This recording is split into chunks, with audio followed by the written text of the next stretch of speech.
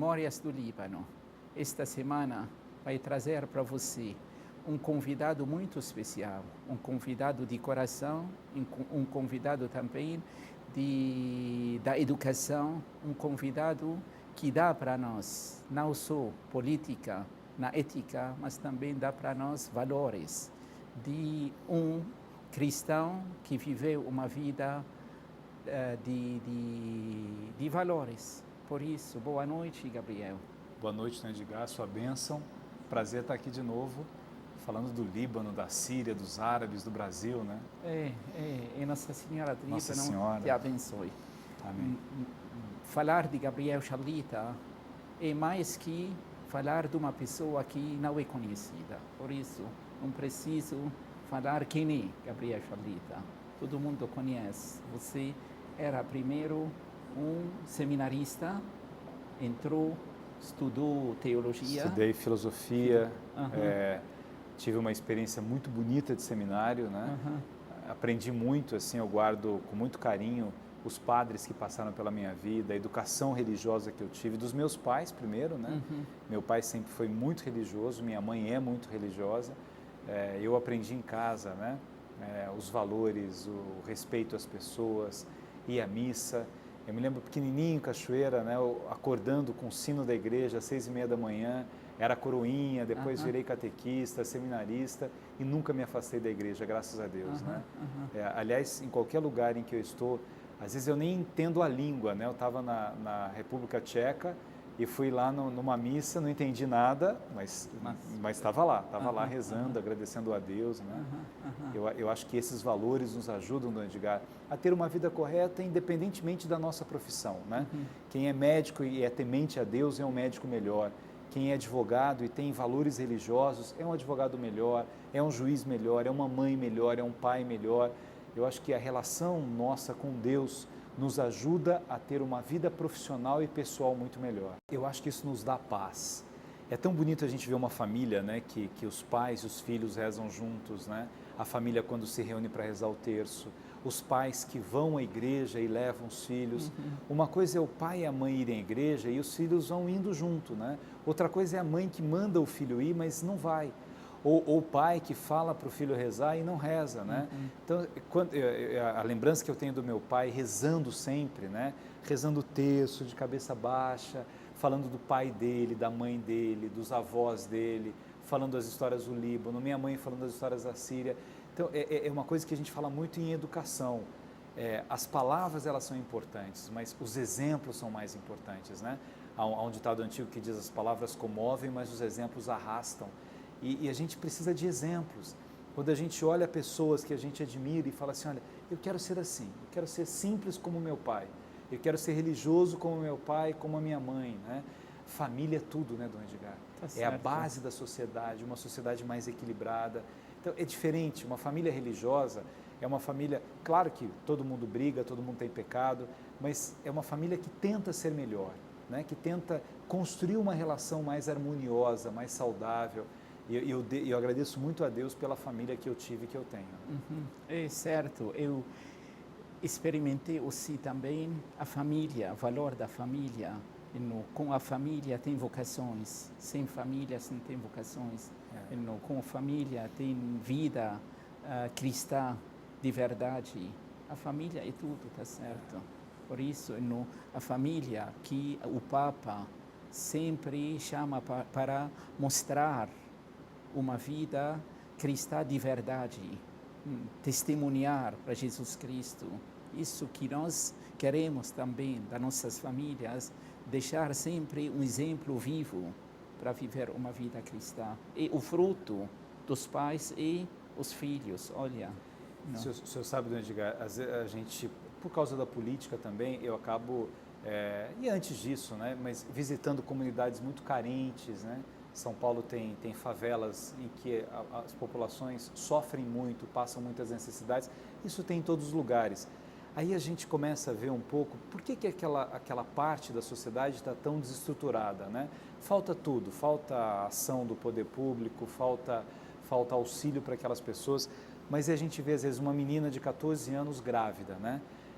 Aí o pai espancou a filha, ela fugiu de casa por causa disso, então já tem um pai violento, um pai que bebe, aí tem uma mãe que tem problemas, né?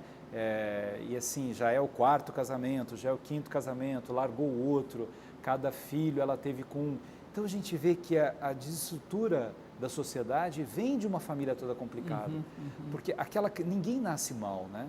A criança não nasce matando outra criança, não nasce, mas os valores que ela teve é que vão ajudando essa criança a ter uma vida correta, uma vida digna, uma vida boa ou uma vida complicada, né? Na época em que eu fiz um trabalho grande na FEBEM de São Paulo, e a gente levou, né, padres para lá, bispos para lá, nós vimos a primeira comunhão na FEBEM, o padre Marcelo Rossi me ajudou muito naquela época, Dom Fernando Figueiredo, o Dom Pedro Luiz, que hoje é bispo em Franca, mas que era bispo aqui em São Paulo, Dom Cláudio, na época, era o cardeal, e a gente foi indo para a FEBEM para ajudar a resgatar aqueles adolescentes, né, por meio da religião, por meio da confissão, dos sacramentos, deixando os evangélicos irem também, fazendo um trabalho de evangelização deles, mas mostrando que era possível resgatar aquelas pessoas que se perderam por causa da droga, da violência, e a gente sempre percebia, Dom Edgar, que claro que a gente pode ajudar as pessoas a terem uma segunda chance, mas o melhor é prevenir, o melhor é ter uma família que reza, uma família que ama, uma família que se respeita, uma família que passa valores, né? E isso é uma coisa muito dura hoje na nossa sociedade, né? Ver como as famílias elas estão desagregadas, como as pessoas conversam pouco, pai e mãe conversam pouco com os filhos, ou não tem tempo, ou não tem paciência, ou liga na televisão. Ligar na televisão e ver o Dom Edgar está autorizado, mas depois conversa um pouco, né? Conversa com o filho, conversa com a filha. Tá certo. Esses dias nós estávamos com o filho do Miguel aqui, né? O André. E aí o André falando da emoção dos filhos dele quando levou no Líbano a primeira vez, e ele dizendo assim, meu filho, é tão bonito a gente ver assim, um pai que conta as suas histórias para o seu filho, né? Quer dizer, que pega aquela memória do que ele sofreu, do que ele sorriu, né? Do que ele chorou, do que ele teve que enfrentar e passa para o filho. E aí o filho tem orgulho do pai, que tem orgulho do avô. Isso é família, né? É geração em geração passando esses valores que nos ajudam a ser mais felizes, né? Tá certo. Porque as famílias, tem famílias que perguntam quantos filhos você tem. Tenho 4 filhos e 1 televisão. Não faz parte da família agora, a televisão. Faz parte da família. Por isso, e não todas os programas que também educam. E tem uma coisa, às vezes as pessoas falam assim, não, mas hoje as pessoas têm que trabalhar muito e por isso não tem tempo.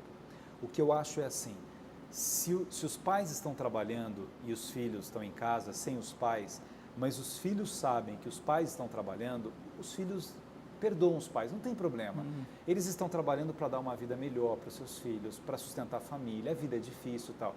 Agora, se os pais estão na televisão, ou estão no bar bebendo, ou estão em algum lugar e não dão atenção para os filhos, aí é que é difícil. Porque aí o filho pensa assim, poxa vida, estou com tanta saudade do meu pai e ele está ali, grudado na televisão e não olha para mim, né? Estou com saudade da minha mãe e minha mãe não fala comigo. Ela está no computador, porque agora não é só televisão, é computador.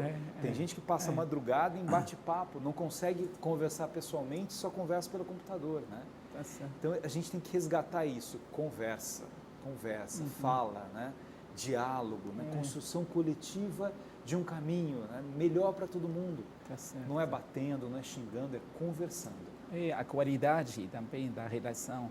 Lembro do meu pai também, que trabalha no Líbano também. Ele é o único membro da família que trabalhou para sustentar a família toda. E o tempo que ele tinha conosco, um tempo de qualidade, um tempo de homem de Deus, homem que trabalha, deixou para nós também uma imagem, como você falou, boa. Sabemos que ele está trabalhando por causa de nós, educou, passou tudo para os filhos, não deixou nada para a família, tudo para a família, certo? Não é o tempo, a qualidade do tempo. Exatamente. Com os filhos. Rezamos juntos, a família toda, nos dá vai exemplo. fazer uma viagem no carro, né? Começa uma viagem rezando uma Ave Maria, um Pai Nosso, né? Se rezar um texto é melhor, mas se rezou um Pai Nosso, está ali. Que Deus abençoe a nossa viagem, que Deus abençoe esse alimento que a gente vai comer, né? É bonito ver isso, né? A família em volta da mesa fazendo uma oração e depois se alimentando, né? E sabendo agradecer a Deus. Eu tenho uma coisa assim sempre, eu acordo, assim, abro a janela, primeira frase que eu, assim, Jesus, cuida de mim, cuida de mim, né?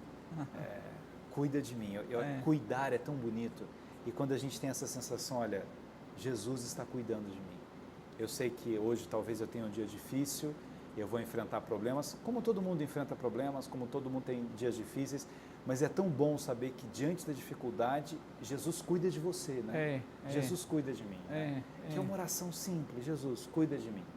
Depois eu faço outras orações, mas a primeira é essa, Jesus cuida de mim. É bom de ter Jesus em nossa vida, ressuscitado, Ele presente para nos ajudar, nos acompanhar, muito bonito. Não nos deixar tropeçar demais, se tropeçar, nos ajudar a levantar, né? Porque a vida é isso, né, Dom Edgar? A gente chora, a gente perde pessoas que a gente ama, a gente fica doente, a gente não gostaria de ficar doente, ninguém gosta de ficar doente, mas a gente fica doente, né?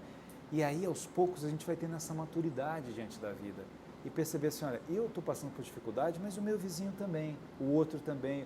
Não é só eu que tenho alguma dor, alguma doença, algum problema, né? Eu ligo para minha mãe sempre, né? E falo assim, mãe, tudo bem? Benção, mãe. Ela fala, não estou bem, estou com dor aqui, estou com dor ali. Eu falei, mãe, a senhora parece que é de cristal, todo dia inventa uma dor, né? Claro que é carinhoso isso, mas às vezes a gente até tem o hábito de reclamar, né? Reclama de uma coisa, uma dor aqui, uma dor ali. Diante da dor, a gente encontra amor também, né? Gabriel, o que está falando uma coisa muito bonita, uma coisa de exemplo para seguir também. E a família, que é a base da nossa educação, a base de deixar o fruto dos filhos crescer de uma maneira mais saudável. Por isso, se tiver uma família unida, é uma bênção. Deixar os pais juntos, senão quem vai pagar o preço é os filhos. Sempre a briga dos pais, quem paga o preço, os filhos. A separação também, quem paga o preço, os filhos. Por isso, uma bênção ter sempre uma família só, um pai só, uma mãe só, que são sempre unidos e que dá para nós exemplo para seguir. Não é fácil, como você falou, mas tem sempre um motivo para nós ficar juntos por causa dos filhos. E tem uma coisa, né, Dom Edgar, às vezes as pessoas querem descartar as outras porque elas dão trabalho, né? Todo mundo dá trabalho, né? Deus não nos fez robozinhos, nós somos seres humanos complexos, né? Então a gente tem dia que a gente está bom, tem dia que a gente está mais ou menos, tem dia que a gente não está bem. Então a relação de um casal também não é uma relação simples, né? Os temperamentos, os gênios, a forma de ser. E aí vem essa virtude de ter paciência, né? De ter essa compreensão. Às vezes o filho, né? Eu queria ter um pai que fosse assim, eu queria ter uma mãe que fosse assim. Cada um é de um jeito. Assim. E aos poucos a gente tem que respeitar as pessoas do jeito que elas são, ajudando as pessoas a melhorarem, mas tendo a compreensão de que cada um é um jeito, né? Não tem, eu não fabrico pessoas, né? E às vezes as pessoas ficam muito frustradas por causa disso. O marido com a mulher fala, queria que a minha mulher, porque eu acho que a mulher do outro talvez seja melhor do que a minha. É melhor porque ela é do outro. Se fosse sua, você ia ver os mesmos defeitos, né, que o outro está vendo. E a vida é assim, né? Ter esse olhar de compreensão de que a gente vai caminhar junto, apesar das dores, apesar dos dissabores, mas acompanhado a viagem é a mais bonita. Tá certo. O tempo passa rápido. O primeiro intervalo agora para acompanhar também no segundo bloco mais histórias de Gabriel Chablita.